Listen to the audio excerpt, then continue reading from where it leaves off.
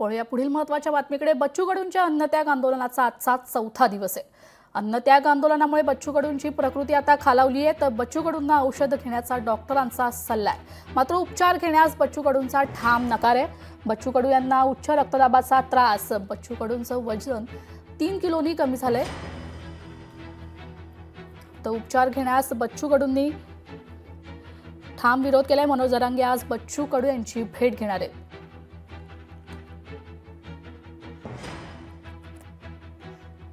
बच्चू कडूंच्या अन्नत्याग आंदोलनाचा आजचा चौथा दिवस आहे। अन्नत्याग आंदोलनामुळे बच्चू कडूंची प्रकृती खालावली आहे। एकंदरीत आमची भूमिका ठाम आहे। जिथपर्यंत सरकार निर्णय घेत नाही, मीटिंगवर चालणार नाही, निर्णय घ्यावा लागेल। निर्णय घेतल्याशिवाय ते आम्ही आंदोलन मागे।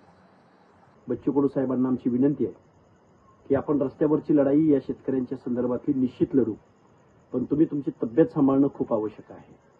कारण तुम्ही तब्येतीची काळजी करून तुमचं जे उपोषण सुरू आहे, कारण उपोषण सुरू असताना जे काही यातना होतात, जो काही क्लेश होतो, हा आपल्या शेतकऱ्यांच्या प्रश्नावरती निश्चित सकारात्मक असला तरी तुमची तब्येत महत्त्वाची आहे।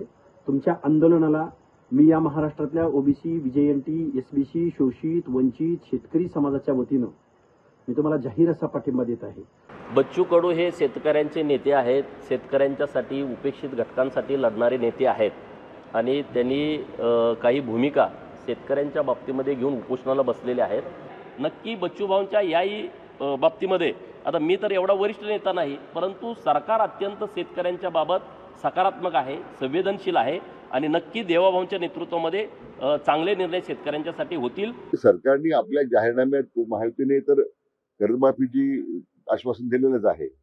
आता ठीक आहे, आता सध्या वेगवेगळ्या योजनेअंतर्गत जो काही निधी उपलब्ध होतोय त्याप्रमाणे सरकार पुढे चाललंय। सरकारने असं काही सांगितलं नाही की मी करणार नाही म्हणून, पण बच्चू पाटलांना कडून माझी विनंती की टोकाची भूमिका घेण्यात काही अर्थ नाहीये। शेवटी असे तुम्ही सरकारमध्ये राहिलेला आहात पूर्वी, त्यांच्या भावनेचा निश्चितपणे आपण विचार नेहमीच करतोय।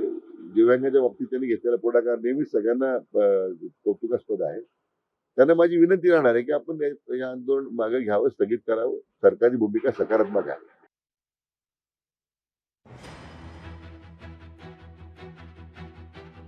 आंदोलनाचा आजचा चौथा दिवस आहे, तर आंदोलनादरम्यान बच्चू कडूंची तब्येत खालावली आहे।